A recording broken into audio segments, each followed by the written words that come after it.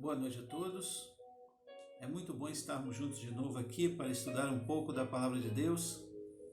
Hoje um pouco mais tarde, devido a alguns compromissos que tivemos, mas não queremos deixar um dia sequer sem compartilhar a Bíblia com você. Vamos estudar juntos hoje a mensagem de Jesus à igreja de Laodiceia. Hoje é a 7ª igreja do Apocalipse. A 7ª igreja para quem Jesus mandou que João escrevesse e entregasse as mensagens. Vamos ler então Apocalipse 3 a partir do versículo 14 até o versículo 22. A nossa versão da Bíblia é a Nova Tradução na linguagem de hoje. Caso você queira acompanhar, nós estamos lendo nessa linguagem. Leiamos. Ao anjo da igreja de Laodiceia escreva o seguinte: esta é a mensagem do Amém, da testemunha fiel e verdadeira, daquele por meio de quem Deus criou todas as coisas. Eu sei o que vocês têm feito.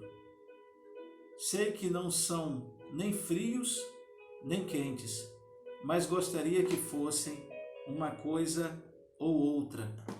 Bom, como temos feito, vamos tentar entender versículo por versículo desse texto, desta igreja, que é a última igreja para a qual Jesus mandou que a carta fosse entregue, que a revelação fosse entregue. Queridos, algumas informações. Laodiceia significa justiça do povo, ou povo justo. Essa cidade, Laodiceia, foi fundada por Antíoco II. Antíoco foi um dos generais de Alexandre, do grande conquistador Alexandre. Então, Antíoco, estando ali com a sua esposa, Laodice, ele teria fundado essa cidade colocando o nome da sua própria mulher, da sua própria esposa, passando a se chamar Laodiceia. Era comum alguns generais, imperadores, comandantes, quando fundavam uma determinada cidade, um lugar, colocar o seu nome ou de alguém de sua família. Algumas características de Laodiceia. Laodiceia funcionava como um grande centro bancário, porque era uma cidade bem rica. Era uma cidade que ficava num local estratégico, uma espécie de encruzilhada, inclusive na região da Ásia Menor, onde hoje está localizada a Turquia. E como nós dissemos, as 7 igrejas elas estão bem próximas uma das outras geograficamente, na região que hoje nós conhecemos como Turquia, na Ásia Menor. E por ser conhecida como um grande centro bancário, ali havia muita troca de moedas. E muita gente que era rica, que desejava investir, ia até Laodiceia para poder garantir, trocar suas moedas, devido ser uma cidade tão conhecida dessa natureza. E a gente percebe que era uma cidade financeiramente rica, era considerada uma cidade rica. E que, aliás, hoje Laodiceia já não existe mais, ela foi devastada, foi destruída. Hoje o que a gente encontra onde era a cidade de Laodiceia, apenas restos arqueológicos.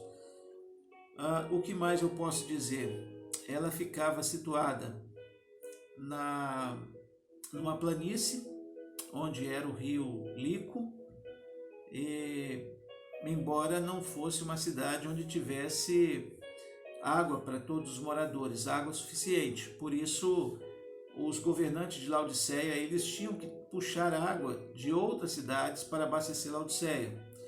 E aí naquela época, se você estivesse lá, você iria ver que uma cidade próxima a Laodiceia era Hierápolis. Em Hierápolis haviam fontes de águas quentes, e que eles diziam que tinha o potencial para curar. E como Laodiceia era uma cidade muito rica, o que ela fez? Ela canalizou a água de Hierápolis para Laodiceia.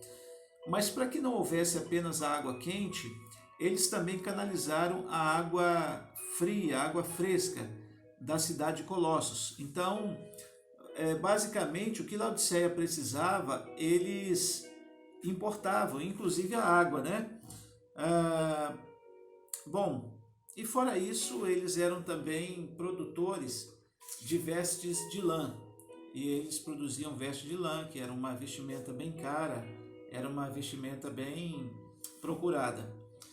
E vamos lá então entender o que Jesus diz para essa igreja. Diz assim: ao anjo da igreja de Laodiceia, a mensagem dirigida ao líder, o pastor da igreja de Laodiceia. Escreva o seguinte: esta é a mensagem do Amém. Amém significa confirmação. Seja assim, ou assim seja, é o que significa amém. Da testemunha fiel e verdadeira. Jesus é testemunha de todos os nossos atos. Ele veio a esse mundo, se fez homem, viveu, sofreu, morreu, ressuscitou. Padeceu como ser humano.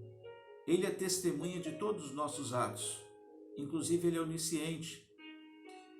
Diz a Bíblia, a testemunha fiel e verdadeira, daquele por meio de quem Deus criou todas as coisas. Jesus é criador. Com Deus, com o Pai. Quando abrimos a Bíblia em Gênesis, capítulo 1, versículo 1, nós vemos escrito: no princípio criou Deus o céu e a terra. Deus estava no princípio. O Evangelho de João também vai dizer no capítulo 1, o princípio era o verbo estava com Deus, o verbo era Deus. Todas as coisas foram feitas por ele e sem ele nada do que foi feito se fez. Então, quando diz daquele por meio de quem criou todas as coisas, está falando de Jesus. E aí vem o versículo 15 dizer, Jesus vem dizer: eu sei o que vocês têm feito.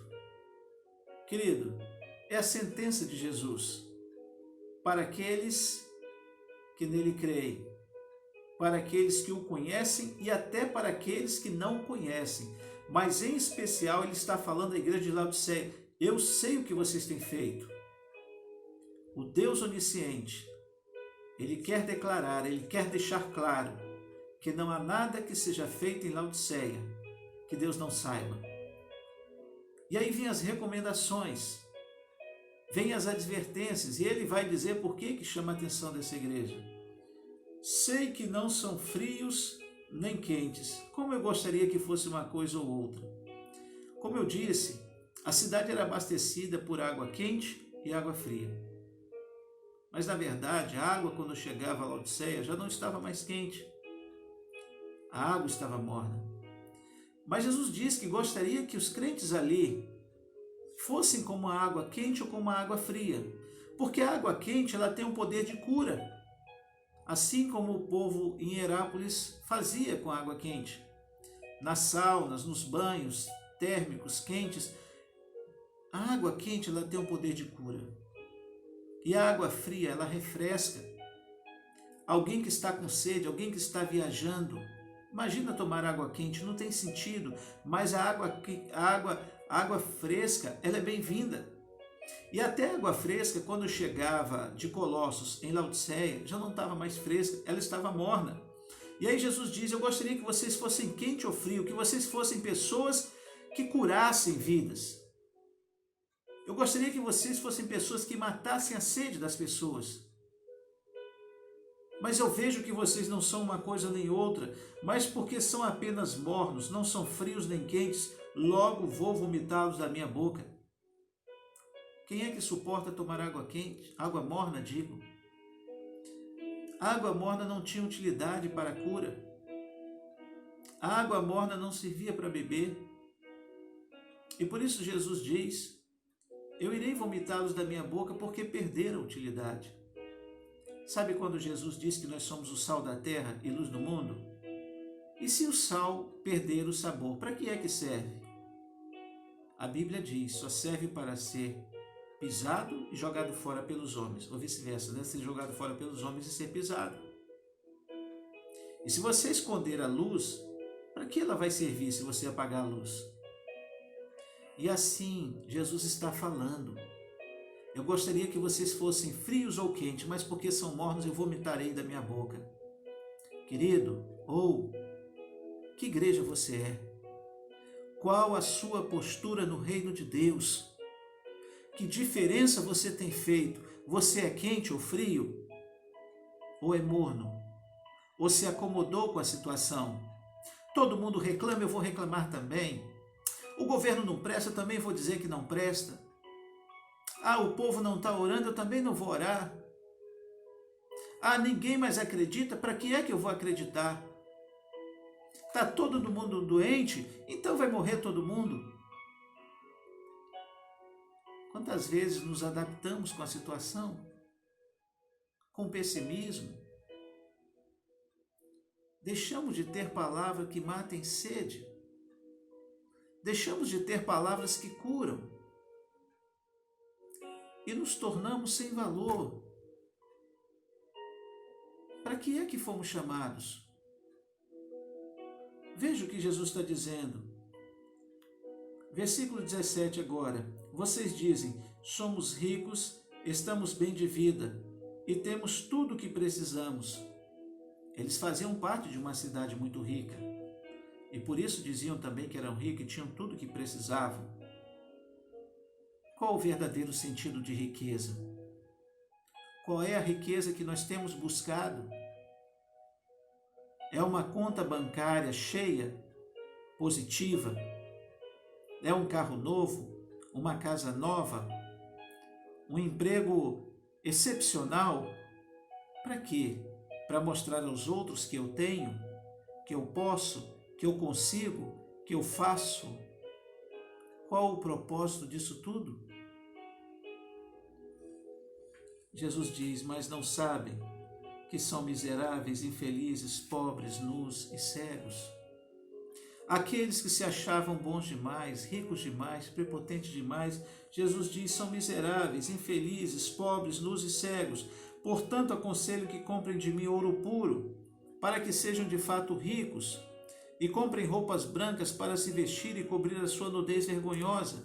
Comprem também colírio para os olhos, a fim de que possam ver. Veja, quanta gente usa bijuteria fingindo ser ouro. Quanta gente usa roupa falsificada para dizer que tem roupa de marca. Quanta gente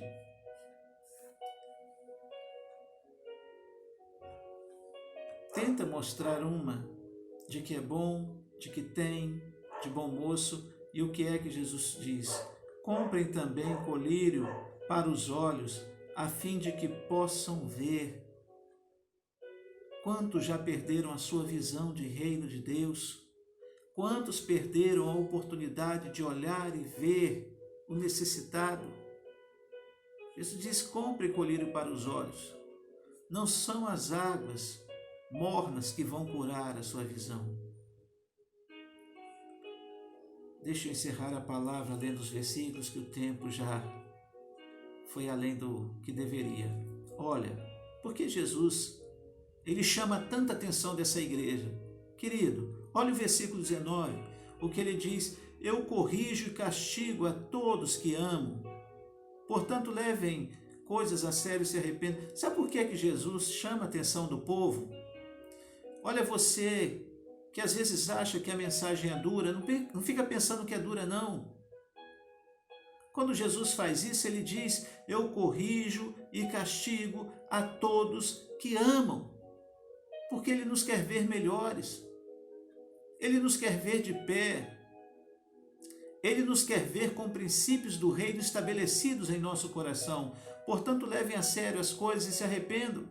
Escutem, eu estou à porta e bato. Se alguém ouvir a minha voz e abrir a porta, eu entrarei na sua casa e nós jantaremos juntos. Jesus estava do lado de fora dessa igreja. Olha que coisa. Ele diz assim, eis que eu estou à porta e bato. O povo dentro da igreja, com Jesus do lado de fora, não reconheciam a voz dele. Ele diz, eu estou batendo na porta, se alguém ouvir a minha voz e abrir a porta, entrarei, cearei com vocês e vocês comigo. Aos que conseguirem a vitória, eu darei o direito de sentar ao lado do meu trono, assim como eu consegui a vitória e agora estou sentado ao lado do meu Pai. Se você vencer, você vai estar sentado junto com Cristo. Portanto, se vocês têm ouvidos para ouvir, então ouça o que o Espírito de Deus diz às igrejas. Entendeu? Ouça. Deixa a voz descer ao teu coração. Deixa a voz de Deus mexer com o seu interior. Amém, querido? Vamos orar? Oremos. Nosso Deus e nosso Pai, que essa palavra desça ao nosso coração e venha fazer morada. É o que nós te pedimos no nome santo de Jesus, nosso Senhor e Salvador. Amém. Fica com Deus. Um beijo no seu coração.